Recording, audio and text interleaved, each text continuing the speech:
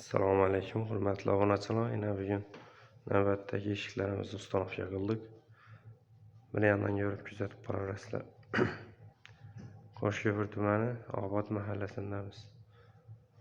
Bir yandan ko'rib kuzatib boraverasizlar, xudo xolasa. Bu yerda 4 dona eshikni uстановка qildik. Ikkisi oynalı, ikkisi oynasiz variantda.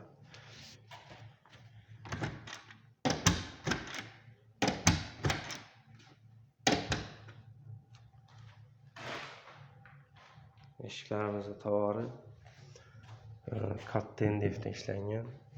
Motivda var. Loblar qalin olib ishlangan. Farsi figurada ishlandi. Bunday aynan variantimiz. Karşılı ayna list. Ayna listimizi 6 mm. Yine karşılarına etibar verin.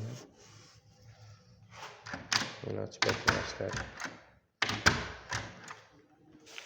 Eşikimizde kalınlığı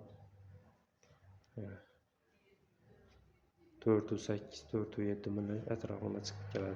Selken 5 cm. Ötkerde duradi yine eşiklerimiz. Çok kivoli buraya işlendi. Bandaki eşikler şu.